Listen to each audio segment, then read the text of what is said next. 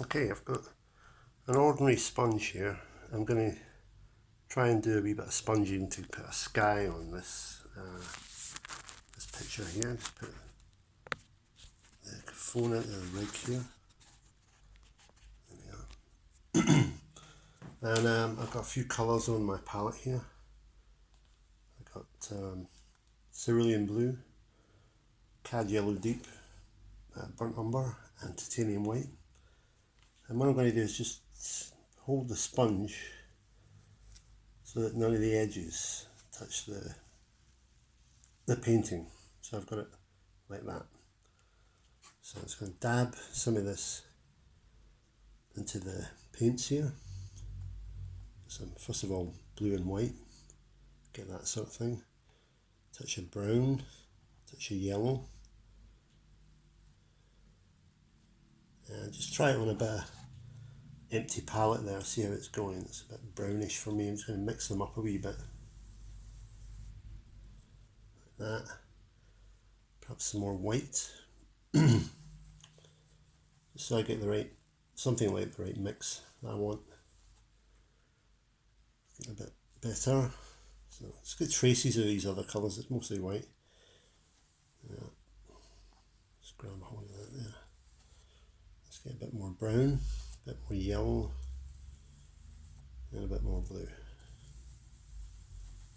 Okay, so now we're getting a kind of darker version of what we've got on here on the sponge. It's mostly smooth. You don't have to have it smooth, but it helps.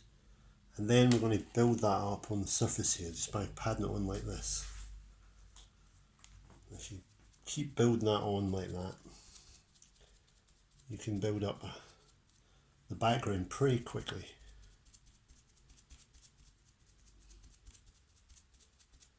Just take a wee bit more from the palette there, build it in there. The sponge was just slightly moist before I began.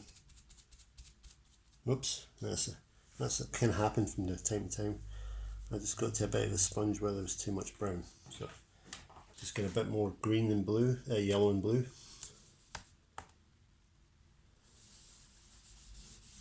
Mix all that together again.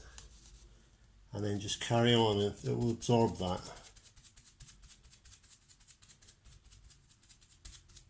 You just keep working on it like that, so no need to panic. Yeah, get quite like that. A little bit more greenish, I think, so I'm just going to get some more, slightly more blue and yellow. There we go. So gradually you can get it to the tone and colour that you want.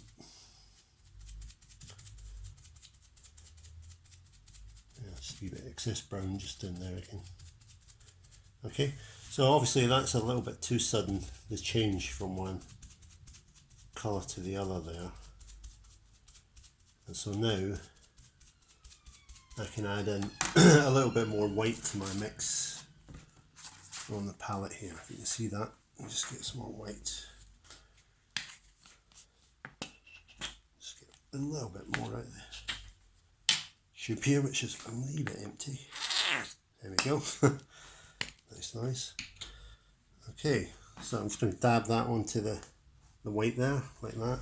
And you can go straight on with this because this is, we know it's a paler version of what we want up above. So you can start to blend that in with what the colour up here. Till eventually you've got a fairly smooth transition. It's up to you though, you know how smooth you make it. But it's pretty rapid. Errant hair there, just want that out of the painting. Cat hair, I think. Yep. And you can just repair that almost immediately there. There we go.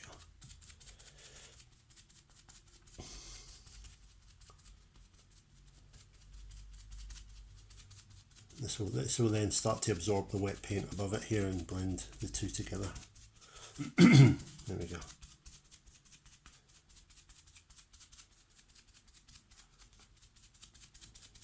Now for the area down by the very lighter area there, we're going to switch to a much brighter version of this colouring.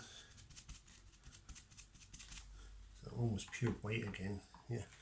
And start working that in around this little tree here. I'm going to be repainting this tree, so I don't mind if I just go over the edges a little bit here, maybe let it appear a bit more clearly there, down towards the horizon there.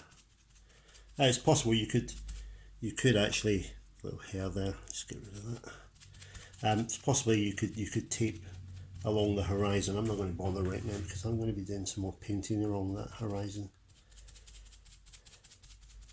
Maybe even doing some more sponge work later on. But that's how you can get a very smooth transition without using brushes. And arguably, it gives you a little bit more character. Up to you though.